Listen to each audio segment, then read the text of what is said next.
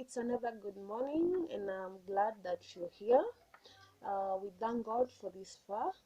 Today, I would like us to talk about a very requested topic. It's about depression. It has come to the concern of many that depression is really ailing this young generation. And today I would just like us to look at what is depression, what are its causes, and maybe how can we deal with it. Okay, according to the research that I've done, uh, mostly people think that depression is a mood disorder or is a change of mood, drastic and serious change of mood from maybe good to bad. But I think it's more of an illness. I think depression is more of a mental illness that seriously affects the way you feel, the way you think, and the way you act. And therefore, it actually changes your behavior totally. Because when you change the way you feel, when you change the way you think, and when you change the way you act, you will have a totally different behavior. And to my knowledge is that depression has become a very, very rampant thing, or very, very frequent. Okay, I don't know what the term to use here, but I think it has become something that most of us has to are going through.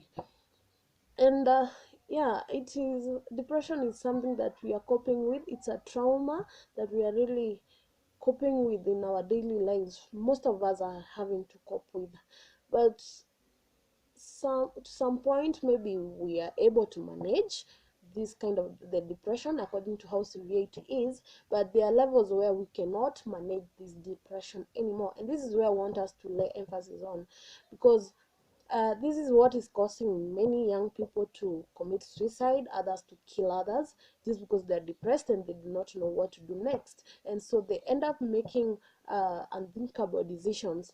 And this is really, really wanting. It's really, really saddening, because we are losing so many lives, so many young lives.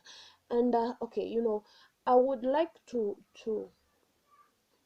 tackle depression as a load, a load that really makes you tired, a huge load that you're made to carry. For instance, if today you are made to carry a large stone, more than you yourself can bear, it would be so unbearable, and it would bring you down and probably crush you. This is the same thing that happens with depression. If depression is way too severe for you to cope with, it will crush you, and most likely, if not dealt with, it will kill you.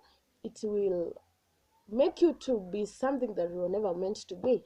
And this is what we want to probably see how we can tackle it and find a cure for it. And so I'm trying to imagine that so many people, so many, I actually lay emphasis that there are so many youths, in being categorical youths, there are so many that are suffering from this animal. And we would like to find a way. How do we come out of this? How do we tackle it? Because now, yes, we have it. It's a problem in our generation. Do we run away from it? No, absolutely no. So we have to find a way to cope with this kind of, to cope with this animal called depression.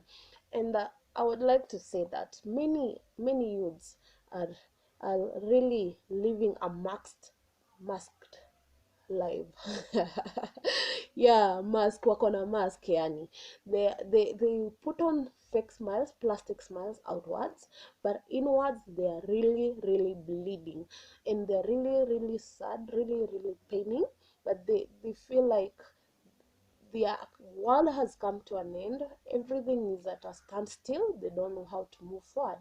And because they think that the only people who are going through this, they hide it and they keep it to themselves, and it ends up eating them slowly by slowly, slowly by slowly, until finally they act, and they act in a very uh, bad way. That is why so many are committing suicide. I would like to say that uh, being depressed, for one, there must be reasons why this depression comes along. So, to the research I've done is that some are depressed because of their living standards. Others are depressed because maybe of certain diseases. Some are depressed because of maybe breakups. Some are depressed because probably they have been abused or something. And all these causes, some are inevitable. For example, if you were born in a low class family, you know it was inevitable, as in that low class was inevitable for you, but it doesn't necessarily mean that you remain in that category. You have a chance to make it better. But some are not able to accept this fact, and so they end up thinking that they are lesser beings, and therefore end up feeling depressed, changing their moods, changing their feelings, changing the way of thinking. They start thinking weird things like, okay, I don't deserve to live.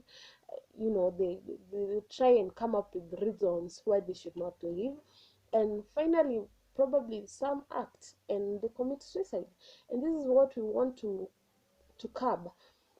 Yeah, so I want to talk about how to treat how to deal with depression.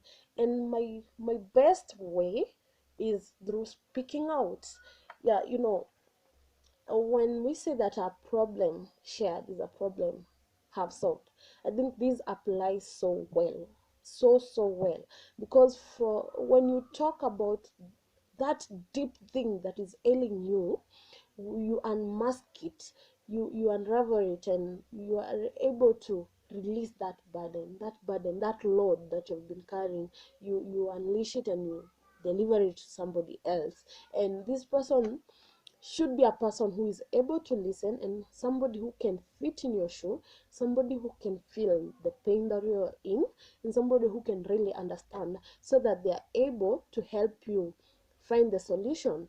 And the reason as to why speaking out really works good is because, when you're depressed, you are really not sober, and so anything that you think is not sober, anything you feel is not sober, and if you make an action, then that action will not be sober. But if you tell this problem to somebody else who is able to feel this pain and to understand you, what they do, they are able to feel the pain, yes, but they are in a better position to reason, because they're in their sober mind, they're in a state of sobriety, so they can really make uh, reason well and try to find solutions in a better way than you could do. And that is why I really recommend speaking out. No one can tell what your problem is until you come and maybe share it to them. And this could be friends or family. You are the one to choose which person to speak to specifically, because you cannot speak to somebody who you don't trust, or somebody who you don't think can help. So as you choose the person to open up to, you have to consider, is this person able to understand me? Is this person able to help me anyway? But there are other situations where you just have to burst out to anyone who is near you, and actually it also helps, because the moment you are done speaking out, this load is like imetoka toka. Yeah, you have removed some of the load. Hey, oh my god, Kikuyu in me. But anyway, I hope you're understanding, guys. Yeah, you are able to unleash that load and to give it out, and so the burden inside you is eased. So kindly, I want us to end this here. It's not the end of everything. I will be back and we will talk more on how to treat depression in case it is in severe stages, where you need maybe psychotherapy, you need behavioral therapy, you need maybe medicine that is antidepressants, because depression can be really critical. So there are stages where speaking out maybe won't help a lot, and you have to need these other things. So stay tuned. I will be back. Yours, Sylvia Barado.